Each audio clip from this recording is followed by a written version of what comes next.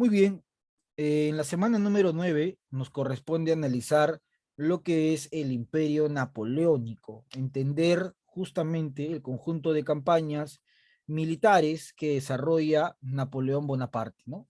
Recuerden ustedes, y esta es la primera pregunta de la sesión, hasta este momento Napoleón ocupa un cargo político importante en Francia. La pregunta es, ¿cuál es el cargo político de Napoleón antes de ser llamado emperador? Manito levantada. Muy bien, Maibet, te escuchamos. Cónsul, profesor. Claro, correcto, muy bien. Él es llamado cónsul, ¿no? Muy bien, ¿ah? Muy bien, Pérez Vázquez. Hasta este momento, Napoleón Bonaparte es llamado cónsul, ¿no?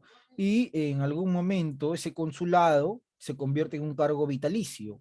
Y eso es justamente lo que vamos a ver en la sesión de hoy día. Avanzamos por acá. ¿Qué consecuencias trajeron las guerras napoleónicas? Esa es la pregunta. ¿Qué consecuencias trajeron las guerras napoleónicas? ¿No? Esa es la pregunta de esta sesión de clase. El propósito es reconocer las consecuencias que estas guerras van a dejar para Francia, ¿no? ¿Cuáles son esas consecuencias, las más importantes, por cierto? Bueno, antes de entrar ya con los detalles, nos vamos a ir a la lectura. Lectura que tú ya tienes desde la semana pasada y que seguramente has aprovechado para leer en este fin de semana.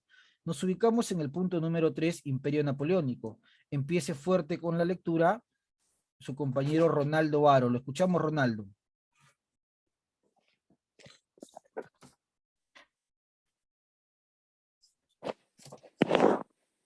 El Imperio Napoleónico. En el año 1802, otra constitución dictada por Napoleón otorgó carácter vitalicio a su consulado y sirvió como preámbulo a su autoproclamación como monarca del primer imperio francés. Una ceremonia realizada en la Catedral Notre-Dame, París, 1804, ante la presencia del Papa Pío, Napoleón se proclamó a sí mismo las guerras de conquista. Ahí nomás, Ronaldo, muchas gracias por la lectura. Entonces tenemos acá la participación de Ronaldo Varo. Muy bien, Ronaldo Varo López Osmar. Profesor, lo que nos menciona la lectura es la coronación de Napoleón como emperador. Ahora, Napoleón tuvo algo importante. Esta coronación, si uno lo analiza, proveedor, se convierte en emperador, no es lo mismo que un rey, uno podría pensar, ¿no? La diferencia es que cuando Napoleón se convierte en emperador, tuvo mucho apoyo popular. No fue porque a él le dio la gana, sino convocó a un plebiscito, a una consulta del pueblo, y el pueblo arrolladoramente lo convierte en su emperador. Entonces tiene el apoyo de las masas populares en Francia y tiene el apoyo también de la burguesía, los sectores que encabezaron o dirigieron prácticamente la revolución. Ese momento histórico te voy a mostrar acá porque quiero que estés observando al detalle, ¿no? Napoleón se corona en la Catedral de Notre Dame, ¿no? Y cualquiera pensaría que al poder de Napoleón se le va a coronar un poder muy importante que es el de la iglesia. No fue así, ¿ah? En realidad el Papa estaba como una figura decorativa, más no llegó a ser pues quien coronó a Napoleón. Es más, Napoleón en esta ceremonia corona a su esposa como emperatriz. Vamos a observar este video para que tengas una mejor idea de cómo fue esta coronación de Napoleón Bonaparte.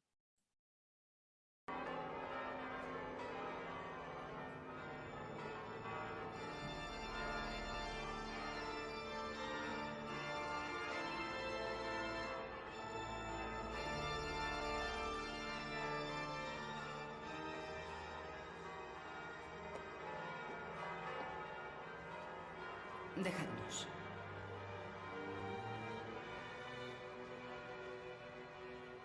Dios, qué bella estás.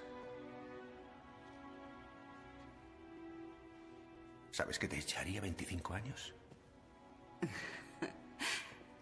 El maquillaje ha sido obra de un pintor. Me lo puso trabajando sombras y claridades en mi rostro, como en una obra maestra. Lo que tú eres.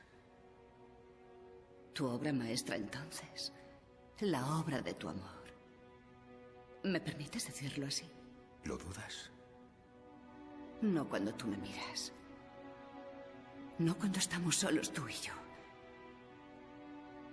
Lo que me da miedo, lo que lo ensucia todo son los demás, a los que brindaré la más bella ocasión de odiarme. Bastará con que no los veas. Con que me mires solo a mí. Pero en el momento más grandioso, habré de hurtarte mi mirada para inclinar la cabeza. Entonces seré yo quien no vea más que a ti.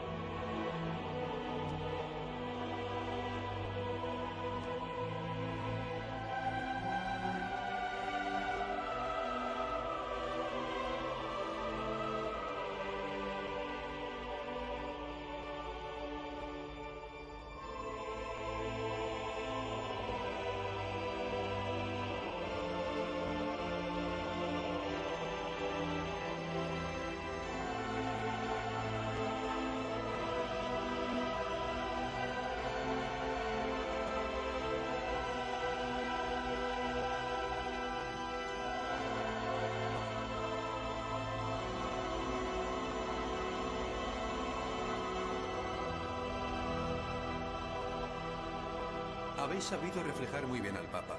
Se diría que está ahí con prohibición de moverse. ¿Qué aire tan aburrido el pobre? En donde estaba solo veía la espalda de vuestro manto. ¿Y mi madre? En ninguna parte, Sire. Habiendo preferido, Madame, no asistir a la ceremonia, pensé que no tenía... No soportaba ver glorificar a Josephine. Pelea de gatas. Pero la posteridad no comprendería su ausencia en ese momento. Ahí, David, la pintaréis en medio de las tribunas. Quiero que esté bien a la vista, con un vestido magnífico. Y procurad que esté radiante. Sire, yo no sé si Madame, vuestra madre, apreciará... Se pondrá furiosa. Tiene un carácter muy recio, como toda la familia. Pero con el tiempo me agradecerá que haya evitado que pareciera una persona estricta y mezquina. ¿Ya está? Muy bello, David. Es muy bello. ¿Cuándo lo tendréis terminado? Hace falta tiempo, Sire. Dentro de 1 año o 2. Vamos, vamos, David. Apresuraos.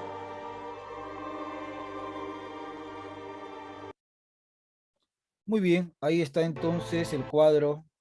Ahí está justamente el cuadro de el que te mencionaba, y es la coronación de Napoleón Bonaparte, ¿no? Ahora, ¿con qué mujer está conversando Napoleón? Con su esposa, o bueno, una de sus esposas, Josefina, ¿no? Casualmente se habla mucho entre esta historia, en realidad, entre Napoleón y Josefina, que al final no pudo terminar de la mejor manera porque ella nunca pudo darle un hijo a Napoleón Bonaparte, ¿no? Lo que va a llevar a Napoleón más adelante a que se case por segunda vez con la princesa de Austria. Bueno, acá lo que llama la atención es el cuadro. Ese cuadro el que está observando Napoleón existió en la vida real y en este momento se encuentra en el Museo del Louvre en Francia. Ahora, ese cuadro y lo fue pintado por el personaje con el que conversa Napoleón, Luis David. Jaques Luis David fue el autor de ese cuadro, en el cual se incluye a la madre de Napoleón, que aunque no existió, Napoleón exigió que se coloque a la madre dentro de esa figura. ¿Por qué no existió la madre de Napoleón? Porque nunca estuvo de acuerdo entre el romance entre su hijo y Josefina, porque Josefina era una mujer viuda, quien había estado casada con anterioridad con gente de la burguesía francesa.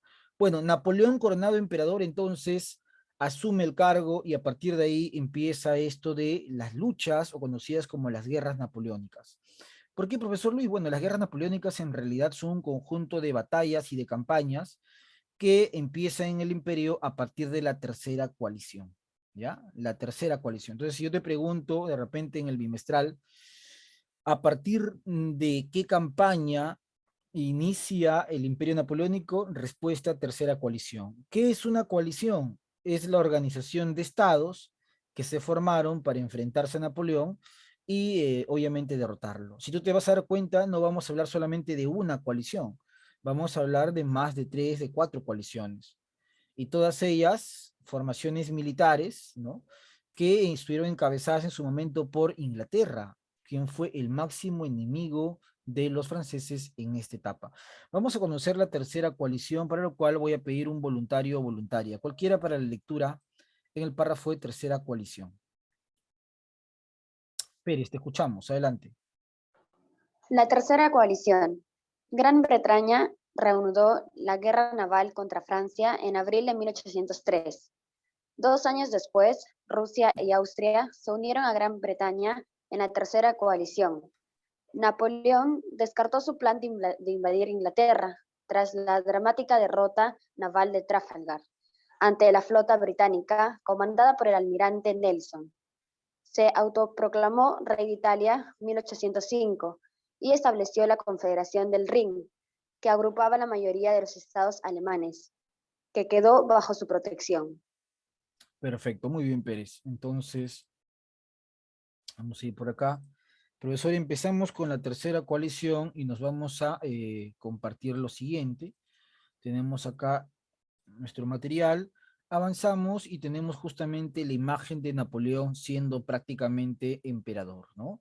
Como ustedes ven, este título de emperador hace referencia a que inicia una nueva dinastía, pues, la dinastía Bonaparte, porque tanto su hermano llegó a ser rey de España y posteriormente cuando Napoleón va a abdicar, su hijo fue convertido en rey, aunque de manera efímera. Entonces, si uno analiza, profesor, salimos de la dominación borbónica para caer en la dominación napoleónica.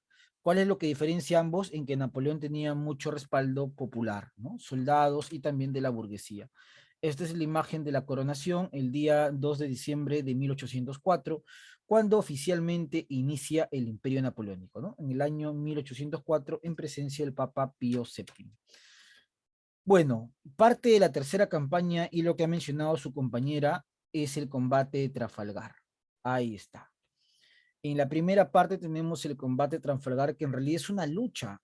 Si el enemigo de Francia era Inglaterra, el objetivo de Napoleón es invadir la isla, ¿no? Cruzar el Canal de la Mancha para llegar a la isla, lo cual no se va a realizar, porque en ese combate destacó el sacrificio del almirante Horacio Nelson, ¿no? Nelson se sacrifica con sus soldados ingleses y derrota a Napoleón Bonaparte, o mejor dicho, los barcos franceses fueron derrotados en ese combate. Posteriormente, el enfrentamiento será con los austríacos en la batalla de Ul en el año 1805, que también era parte de la tercera coalición. Recuerden que estamos en la tercera coalición, pero el momento más glorioso es la batalla de Austerlitz, ¿no? En la cual Napoleón se enfrenta a Prusia y se enfrenta a Austria, ¿no? Y es en realidad considerada la batalla modelo. ¿Por qué? Porque tenía Napoleón muy pocos soldados, ¿no? Se le llama la batalla modelo porque es en realidad una muestra de cómo la capacidad puede llevarte al triunfo. ¿Qué hacer si tienes pocos soldados y te enfrentas con un enemigo que te supera 2 o 3 veces, ¿no? ¿Qué hacer? Bueno, para eso pues Napoleón era un genio. ¿Por qué? Arrastró a sus enemigos hacia un lugar donde él pueda tener ventaja, ¿no? Y los enemigos mordieron el anzuelo. Persiguieron a Napoleón creyendo acorralarlo, pero no imaginaron que era una táctica. Napoleón les hizo que los persigan para finalmente en un lugar donde era más factible para su ejército, exterminarlos. Por eso se llama la batalla modelo. Austerlitz queda en la historia como la batalla modelo y justamente eso lo vamos a ver acá, para que puedas tener una mejor visión de esta batalla. Austerlitz de 1805. Vamos a compartir la imagen.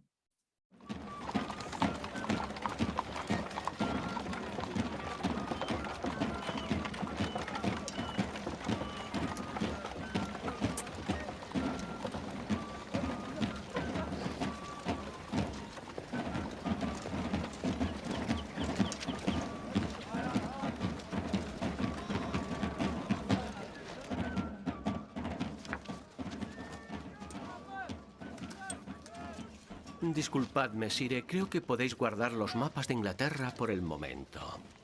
¿Me traéis noticias del almirante Villeneuve? En efecto, Sire, Monsieur de Villeneuve ha juzgado que sus escuadras son vulnerables y que sus marinos están mal preparados para enfrentarse a Nelson. Prefiere esperar, Sire. Escondido, como un niño miedoso. El muy imbécil será cobarde. Es que no sabe que en la guerra hay que tener audacia. No comprende que sin barcos soy como un lisiado sin piernas. Pero quizás sería preferible que vuestra majestad no cruce el canal, porque Inglaterra ha persuadido a Rusia y a Austria para que nos ataquen desde el este, mientras nuestro ejército está ocupado en el oeste. Es una buena estrategia para los ingleses.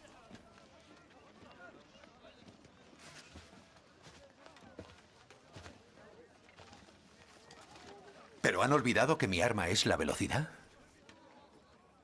Dentro de 20 días estaré en Alemania. Murat, cambio de programa. Que los cornetas toquen a formar. Partida inmediata, 40 kilómetros diarios, pausas cada hora. Será agotador. Quiero que los tambores precedan la marcha y que batan sin cesar para darles ánimos. Con vos a su lado. No van a necesitarlo. No, yo no iré. Estaré en la ópera. En la comedia. En el baile, en la caza. Donde haya risa y diversión. Voy a dar el pego. Si me ven en París no pensarán que mi ejército se precipita a su encuentro. Lo sé, caballeros. Nunca se ha visto a 200.000 hombres ejecutar tamaña pirueta. Pero lo haremos porque se considera imposible. A partir de ese día ya no se dirá el ejército, sino el gran ejército.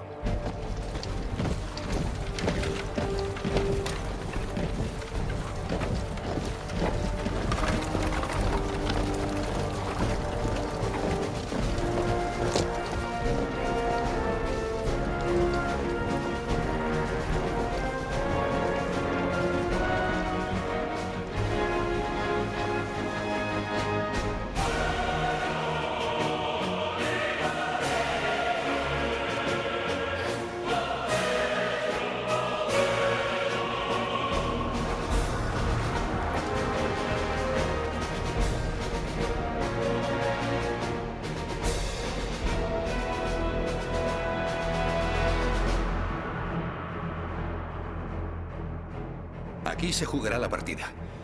Y aplastadas Rusia y Austria, y también Prusia, si participa en el baile, yo seré el amo de Europa. E Inglaterra se pudrirá en su madriguera. Realmente tenéis suerte, Fouché. Volvéis cuando todo va bien. Olvidáis, Sire, que las arcas del Estado están vacías. Las volveré a llenar. Ganar es hacerse con el oro. Para ganar la guerra, Sire, hay que hacerla. Vuestros ejércitos están dispuestos en orden de batalla, pero no hay guerra. Pues bien sea, ataquemos. Ya hemos dado bastante el pego. Me reuniré con la tropa. Saldré a las 4.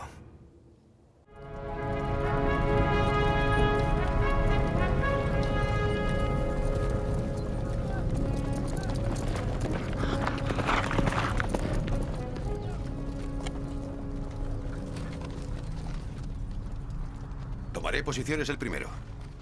Y obligaré a los rusos y a los austriacos a luchar donde yo quiero. Ocuparemos las alturas, Sire. Os reconozco, Caulaincourt. Como sois marqués, siempre queréis mirar de arriba abajo a la gente. Sire, todos los manuales militares concuerdan en que la posición más favorable de batalla es estar en las alturas. Pero los que escribieron esos manuales no están aquí hoy. ¿Y dónde estamos? En Austerlitz, Sire. Bien, caballeros. Austerlitz les quitará la razón a los manuales de Caulaincourt. Esta vez ofreceremos las alturas a nuestros adversarios. Les dejaré ocupar el altiplano de Pratzen. ¿Para que puedan abalanzarse mejor? Para que crean poder abalanzarse. La ruta de Viena, amigos míos, que nosotros controlamos. Intentemos pensar como el enemigo. ¿A qué consagrará sobre todo sus fuerzas? A recuperar esta ruta y a cortarnos la retaguardia. Bien visto.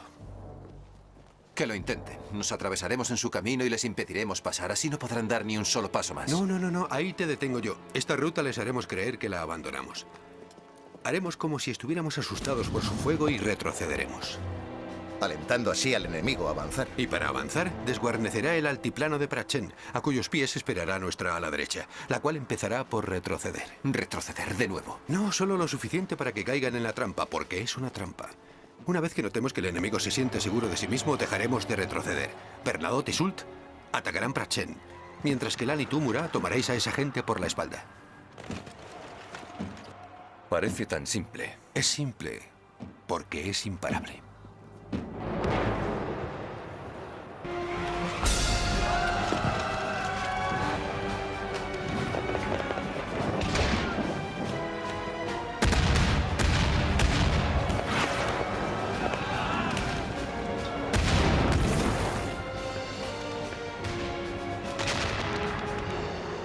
Siempre es hermosa cuando empieza.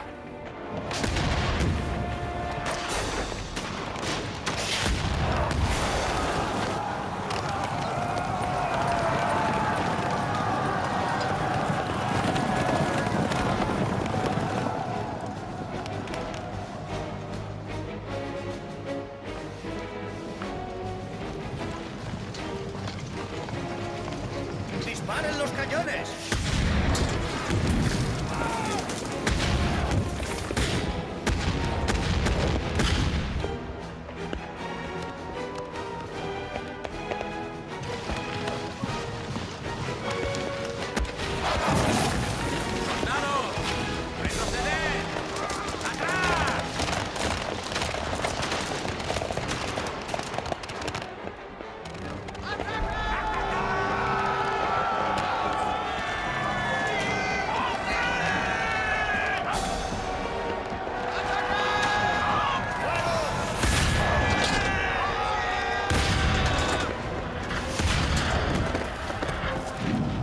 A ti, Ilan.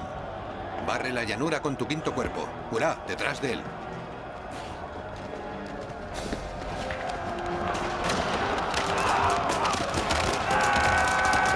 ¡Preparad los cañones! ¡Fuego! ¡Fuego!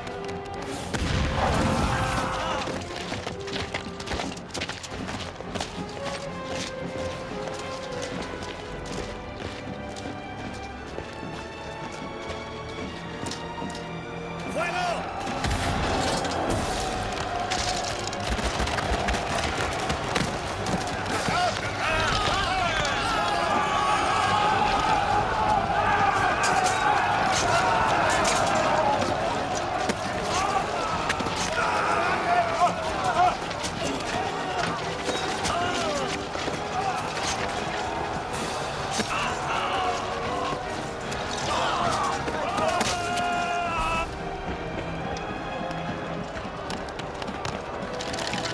¡Fuego!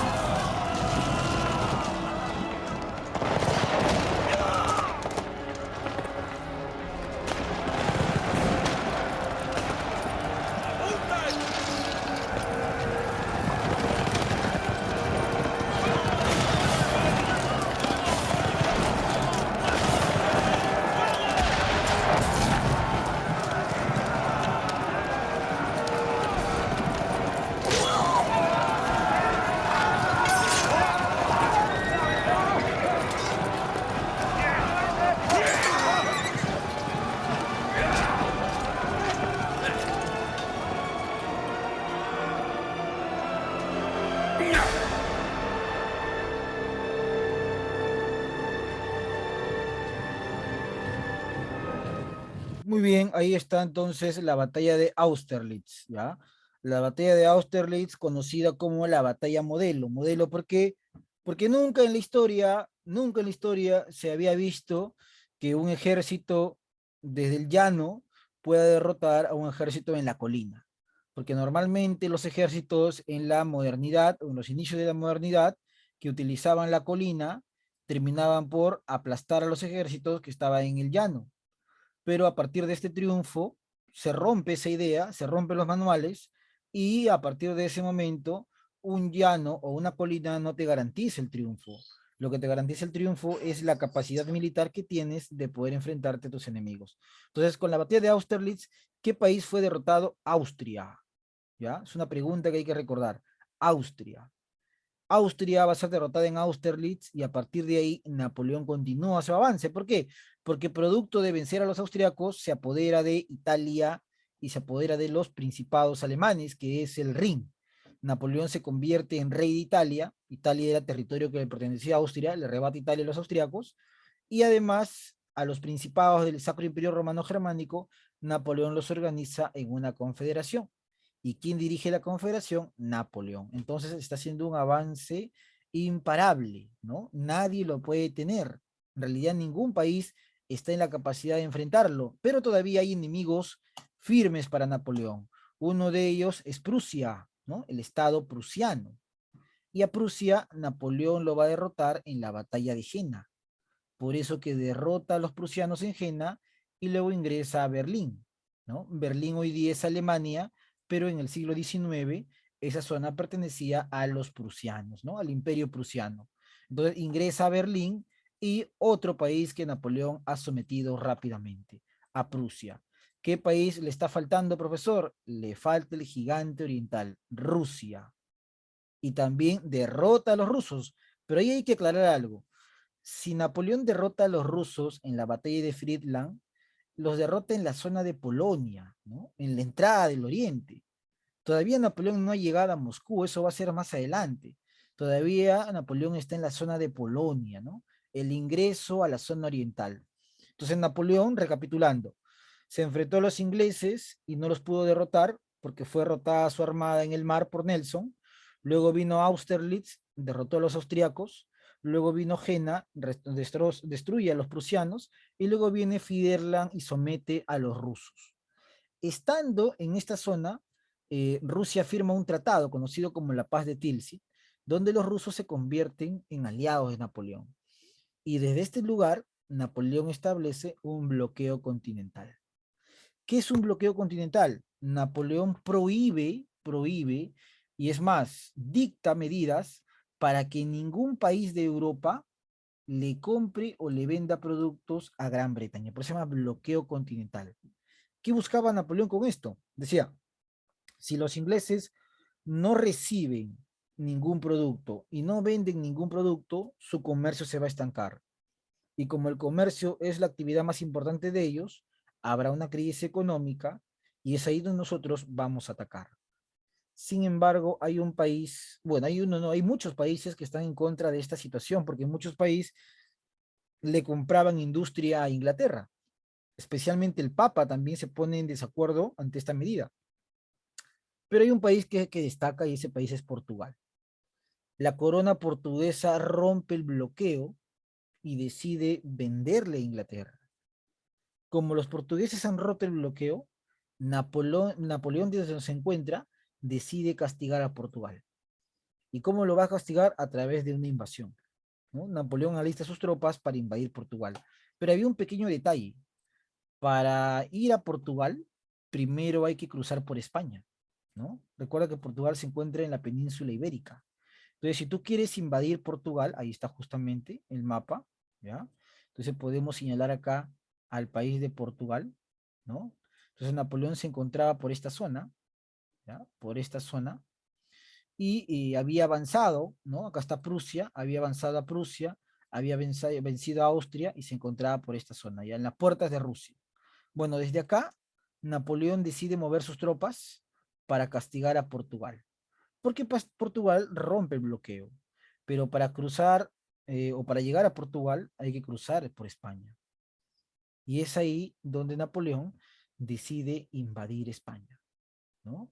Aprovecha que el rey de España, Carlos IV, y su hijo Felipe VII tenían ciertas rivalidades para Napoleón invadir España con el pretexto de castigar a los portugueses, ¿no? Es ahí donde empieza la situación crítica de Napoleón, porque el rey de Portugal había escapado, ¿no? Ese es un dato importante. Los únicos reyes europeos que pisaron América fueron los reyes de Portugal, ¿no? Sabían que llegarían los franceses y deciden escapar. ¿A dónde? A Brasil, pues, porque Brasil era una colonia de Portugal. Y para cruzar el Atlántico fueron prácticamente protegidos por la armada inglesa. Entonces Napoleón organizó su avance hacia Portugal, pero cuando ya estuvo ingresando a Portugal, decide quedarse en España. Y es más, humilla al rey y a su hijo en la abdicación de Bayona y nombra como rey de España a su hermano, conocido como José Bonaparte, o también llamado el Pepe Botella, ¿no? Porque era aparentemente un hombre muy sediento, un hombre que le gustaba pues andar en los bares o en las cantinas, ¿no? Entonces ahí se inicia la ocupación de España. Pero si te preguntan por qué Napoleón decide ocupar España, porque en realidad él quería castigar a los portugueses por haber roto el bloqueo comercial que él había puesto, ¿no? España, 1808.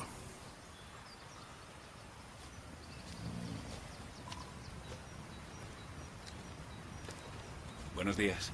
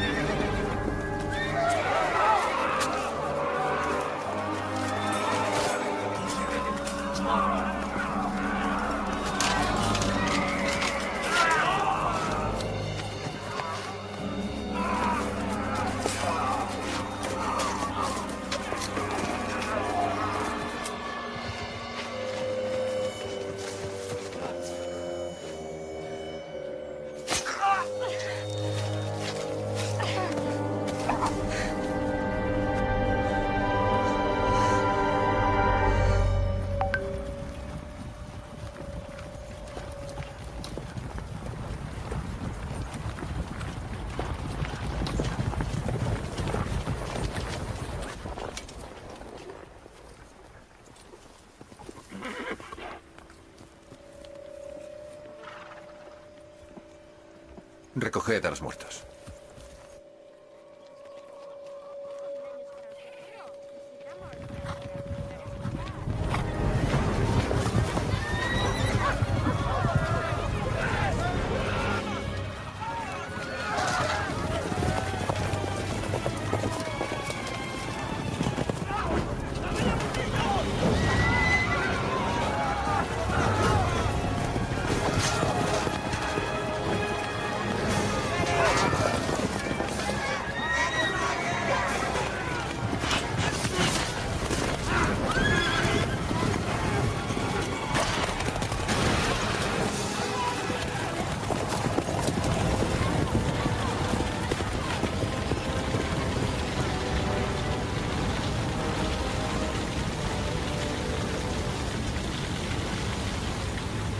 Bayona, cerca de la frontera española. Sire, mira lo hermoso que es esto. ¿Qué sucede? Espera. Cuidado. ¿Te has hecho daño? ¿Eh? ¿Qué sucede? Me he caído adrede para ver si me cogías en tus brazos como antaño. Gracias por esta escapada de enamorados. No te alegres tan deprisa. ¿Porque los dos imbéciles españoles con los que te condeno a cenar esta noche? Oh, me espero lo peor. Parece que el rey Carlos IV es un monigote y que su hijo es un cerdo. ¿Eso te sorprende? Son borbones. Y el Borbón hijo quiere devorar al Borbón padre, ¿no? Así es.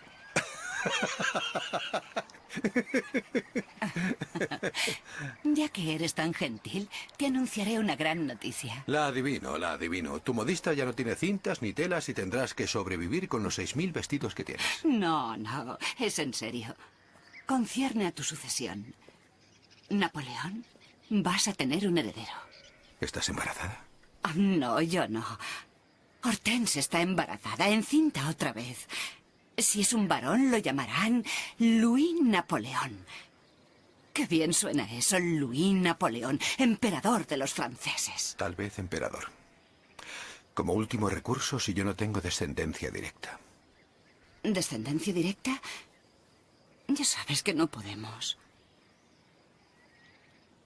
Eres tú quien no puede, Josephine.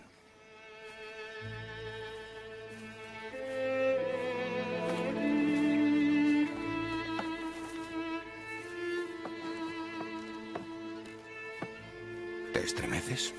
Habré cogido frío.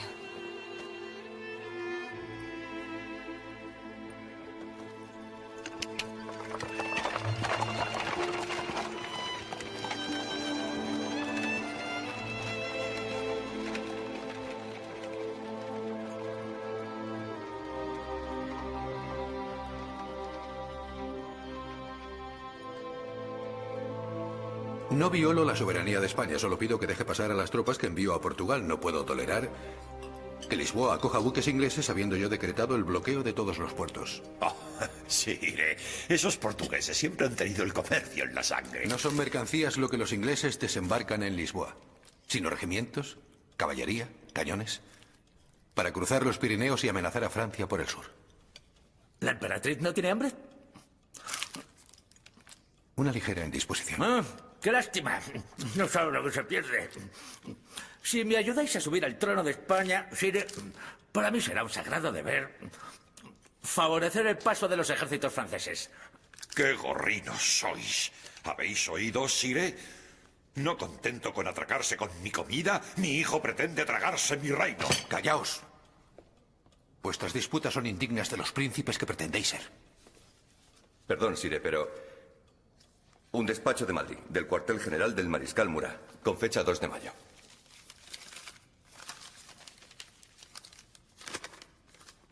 Nuestras tropas estacionadas en Madrid han sido atacadas por unos amotinados. Numerosos granaderos han sido degollados. Murat tuvo que mandar disparar sobre los fanáticos. Madrid está bajo sangre y fuego.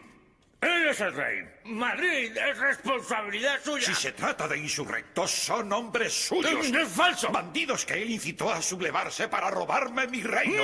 Unos asesinos que él armado para asesinar ¡Callaos! No es vuestra sangre la derramada, sino la de mis hombres, y no lo permito. Miradme bien los dos. Esta es mi decisión. Rey Carlos, mañana quiero vuestra abdicación. No sois más que un fantoche. Es la Inquisición, esos monjes fanáticos, sedientos de sangre, los que ostentan el verdadero poder en España. Yo siempre dije que vos no erais digno de reinar. Vuestro padre no vale gran cosa, príncipe Fernando, pero vos sois peor que él. Jamás os dejaré llevar la corona que acabo de confiscarle. ¡Fuera los dos! ¡Salid! ¡Fuera inmediatamente! Muy bien. Seguro que estaréis satisfecho. Es todo culpa vuestra. Fernando, me debéis respeto. Sí, esperando el día en que yo sea rey de España. El día de vuestra muerte. La culpa es vuestra. No. ¿Estás seguro a propósito de España? No es un ejército lo que vamos a afrontar. Es todo un pueblo. Mujeres, hombres, viejos e incluso niños. Al diablo. Necesito un rey para España. Pondré a Joseph. Pero ya es rey de Nápoles. Pondré a otro en Nápoles, eso es todo.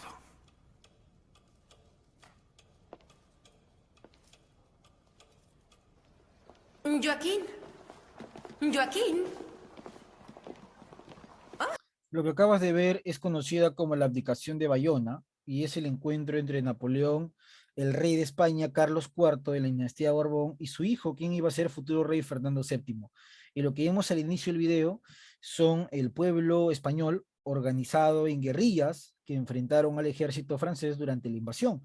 Estamos hablando de los años 1808, 9, 10, 11, 12, y casualmente en esos años que España es invadida por Francia, acá en América, en las colonias, se aprovecha el pánico para poder generar lo que será más adelante las juntas de gobierno, que van a servir para la formación de la corriente libertadora del sur, de don José de San Martín, y la corriente libertadora del norte de Simón Bolívar, que va a generar más adelante en las luchas por la independencia en el Perú, ¿no? Entonces, vemos el inicio también de la independencia americana, de alguna u otra manera ocasionada por la invasión napoleónica a la península y la debilidad de España, quien tiene que afrontar la lucha con un enemigo extranjero, ¿no? Que es Napoleón Bonaparte.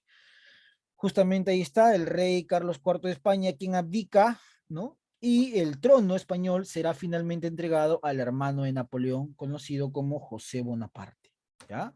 Se convierte en el rey de España, un rey francés.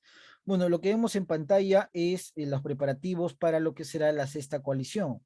Batalla de Wagram y María Luisa de Habsburgo y Napoleón Bonaparte. Acá empieza una historia totalmente diferente. Si tú te percataste en el video, Josefina, que era la esposa de Napoleón, no pudo darle nunca un hijo a Napoleón. Eso motivó de que Napoleón más adelante busque ese heredero en María Luisa de Habsburgo, una princesa del trono de Austria, ¿no? asegurando un aliado en los austriacos, pero al mismo tiempo buscando el famoso y tan querido heredero que ansiaba Napoleón Bonaparte. Bueno, tenemos en pantalla entonces, profesor, cómo se fue formando el territorio francés. Francia, que antes de la Revolución solamente abarcaba esta zona de Europa, y que después de las guerras de la independencia, poco a poco fue anexándose territorios, ¿no? Tanto por el lado del oeste como por el lado del este y la zona sur. Recuerda que también se hace rey de Italia, ¿ya?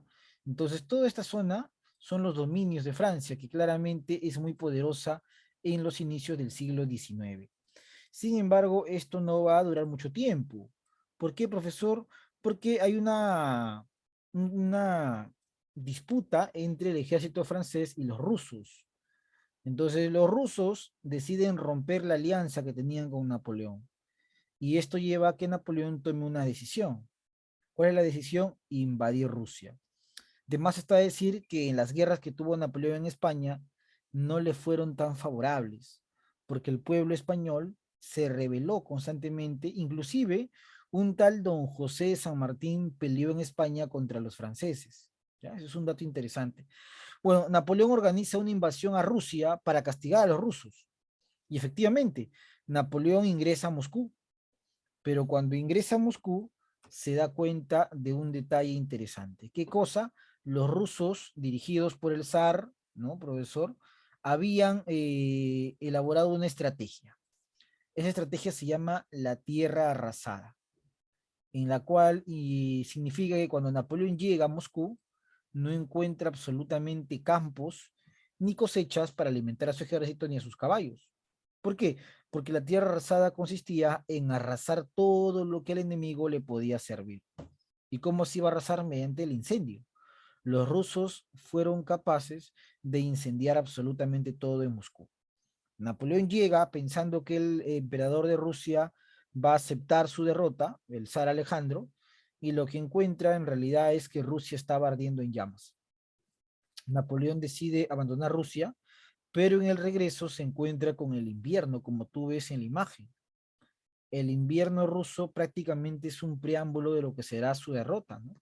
Napoleón parte con más de 40.000 soldados y solamente regresa con un promedio de 12.000. Muchos de sus soldados murieron en las batallas con los rusos, que por cierto Napoleón gana, pero más que en las batallas murieron por el hambre y el frío. Las temperaturas en Moscú podían sobrepasar los menos 37 grados centígrados. Si tú sientes frío en Lima, que está normalmente en invierno entre 14, 15 grados, a veces está en 13, ¿no? O en 12, imagínate pues una ciudad menos 37 grados, ¿no? Creo que ahí, profesor, las condiciones son más extremas y eso motivó poco a poco la muerte de muchos de los soldados napoleónicos. Bueno, Napoleón tampoco logra dominar España, los españoles se rebelan y la influencia napoleónica permite que España elabore su primera constitución política, ¿no? La primera constitución política de España aparece en estos años, la constitución denominada la Pepa, porque se promulga el día de un santo, San Ildefonso, muy conocido como el Santo de la Pepa, ¿no? Entonces, España tiene una constitución y los españoles inician esa lucha contra la monarquía que favorece también a América, porque por esos años América también inicia una revolución. Bueno, llegamos acá, a la batalla de Leipzig. La batalla de Leipzig es conocida como la batalla de las naciones, porque se forman las coaliciones, la sexta coalición, la penúltima, otra vez Inglaterra, Austria, Prusia y Rusia. ¿Por qué se llama las naciones? Porque son muchos los pueblos que se unen para enfrentarse a Napoleón, ¿no? Y en esta batalla, lamentablemente, Napoleón será derrotado. ¿Por qué, profesor? Por las derrotas en España y las derrotas en Rusia, los ejércitos coalineados vieron que no era un ejército invencible el de Napoleón y que podían enfrentarlo. Así que en Leipzig, con una formación de más de 1 millón de soldados, pudieron derrotar a Napoleón. Napoleón abdica. ¿Qué significa abdica, profesor? Que renuncia al trono de Francia en el año 1812, la abdicación de Fontainebleau, y a partir de ahí Napoleón será enviado a una isla, ¿no? La isla será conocida como Elba. ¿Dónde queda la isla del Elba? muy cerca a lo que es el mar Mediterráneo, ¿no? La isla de Elba se encuentra entre las islas de Córcega, Cerdeña y el Mediterráneo. Por acá está la isla de Elba. Ahí a Napoleón se le nombró emperador, pero era un emperador de una isla pequeñita y que a las justas tenía 400 soldados. Bueno, ahí va a ser enviado a Napoleón, ¿no? Después de ser derrotado en la Batalla de las Naciones, Leipzig. Y, profesor, ¿qué pasó en Francia? En Francia deciden colocar como rey a uno de los hermanos de Luis XVI. Recuerda que Luis XVI había sido guillotinado. Entonces, los franceses, la gran burguesía francesa, decide colocar como rey a un hermano de él llamado Luis XVIII. Luis XVIII será llevado a Francia y será coronado rey, además que firmará tratados con las potencias vencedoras, por el cual Francia pierde muchos territorios. Eso es lo que no le gustó al pueblo. Al pueblo francés no le gustó el haber perdido muchos territorios y el haber entregado prácticamente sus soldados a las fuerzas vencedoras, ¿no? Armas, soldados, caballos fueron confiscados por los vencedores. Esta situación llevó al pueblo a no apoyar al rey y más bien apoyar a Napoleón cuando Napoleón se escapa. Napoleón estaba al tanto de las noticias que sucedían en Francia y decide escaparse de la isla de Elba, ¿no? Regresa a Francia y ese tiempo se conoce como el gobierno de los 100 días, que es el tiempo en el cual Napoleón volvió a dirigir el poder político de Francia, ¿no? El gobierno de los 100 días. ¿Por qué los 100 días? Porque las potencias vieron que Napoleón había regresado, vieron que contaba con el apoyo de los soldados y del pueblo, y deciden organizar la última coalición. Y la última coalición es la que va a derrotar de manera definitiva a Napoleón Bonaparte. La última coalición lo derrota en la batalla de Waterloo, ¿no? Por eso dicen todos en la vida tenemos un Waterloo, una gran derrota, ¿no? Que fue el momento final prácticamente de Napoleón. No muere, pero es derrotado y enviado a otra isla prácticamente como preso.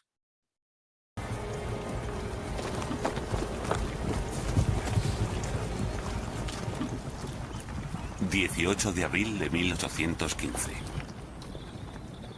Nos enfrentaremos a regimientos de Hannover y Brunswick, Baviera y Württemberg, Hesse y Piamonte, Holanda, Bélgica, Prusia y Rusia, Austria y los ingleses. Ellos serán 700.000 y nosotros solo 200.000. Serán 700.000 cuando unan sus fuerzas. Debemos atacarlos por separado y luchar contra los prusianos y los ingleses antes de que se unan. Os ofrezco a los prusianos, Grouchy. Y os lo agradezco, Sire. Y los ingleses a vos, Ney. Será un placer, Sire. ¡Fuego! ¡Fuego! ¡Fuego!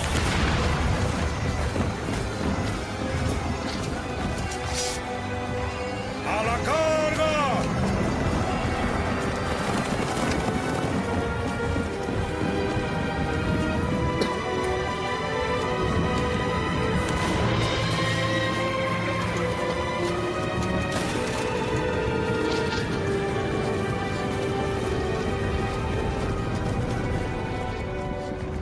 Que Ney ha perdido la cabeza. Yo no le di la orden de que actuara la caballería. No se carga contra una infantería que aún no ha sido quebrantada por un buen cañonazo.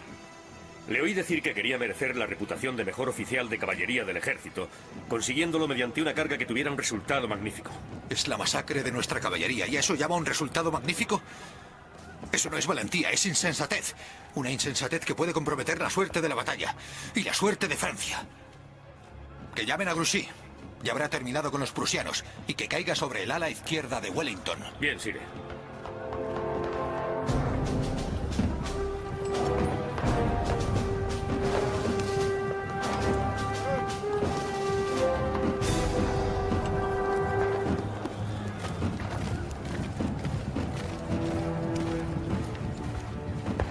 Mariscal Grouchy, ¿es que no oís los cañones? Sí, no estoy sordo. Es el emperador, está luchando con los ingleses. Deberíais acudir en su ayuda. Mis órdenes son perseguir a los prusianos. Y persigo a los prusianos. Pero, ¿cómo sabéis que están por delante y no desplegados alrededor? No recibo órdenes de vos, general. Solo obedezco al emperador. Los prusianos están al otro lado. Y yo les estoy preparando una gran sorpresa. ¡Vamos! ¡Deprisa!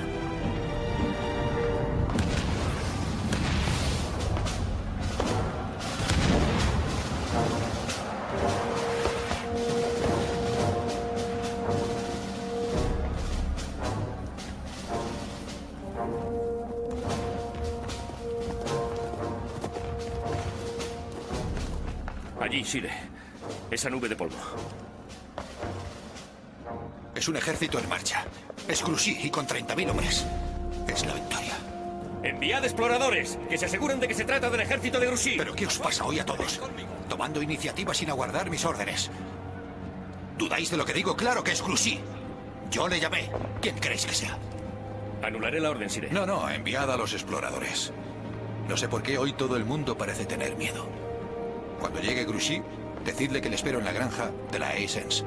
Se la arrebataré a los ingleses. Bien, Sire.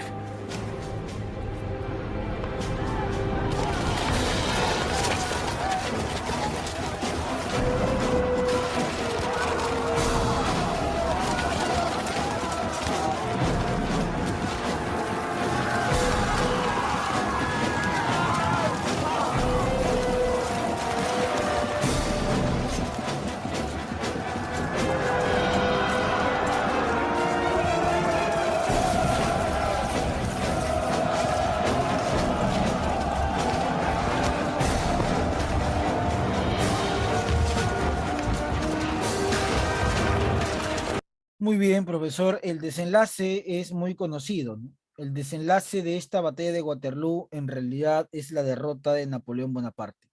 Se habla de los prusianos, se habla de los ingleses, hay que mencionar a los austríacos, hay que mencionar también a los rusos. En realidad, por eso es la famosa última coalición. Otra vez Europa se organiza para acabar este enemigo que es Napoleón Bonaparte. Tú te preguntarás, profesor, ¿y por qué la burguesía ya no lo apoyó más? Porque consideraban que ya no era necesario. Habían logrado lo que querían, es decir, hacer de Francia un estado prácticamente moderno. Y eso es en realidad mérito de Napoleón Bonaparte. Bueno, a modo de resumen tenemos esta línea de tiempo, que es lo único que tú vas a copiar en tu cuadernito, porque acá está resumido todo lo que es la lectura y también todo lo que nosotros hemos hablado. Profesor, ¿qué pasó después de la batalla de Waterloo? Y a eso aparece también acá. La batalla de Waterloo. ¿Qué pasó después? Napoleón va a ser desterrado, enviado a la isla Santa Elena, que se encuentra en el Océano Atlántico, ¿no? Voy a mencionarte más o menos por dónde está esta isla de Santa Elena, ¿no? Estamos hablando de la porción sur, bueno, no aparece en la imagen, pero está al sur del Atlántico. Este es el Océano Atlántico y Santa Elena se encuentra en la zona sur, ¿no? Límite con África. Y ahí Napoleón va prácticamente permanecer resguardado por tropas inglesas, ¿no? Y ese resguardo va a hacer que no pueda volver a escapar. Cuenta la leyenda que mientras San Martín daba el grito de libertad el 28 de julio de 1821, ese día fallecía Napoleón Bonaparte en Santa Elena, ¿no? Eso es lo que menciona la leyenda. Lo cierto es que Napoleón se convirtió en un personaje que de alguna u otra manera llevó las ideas revolucionarias a Europa y su invasión a la península ibérica facilitó en un momento la independencia de los Estados americanos.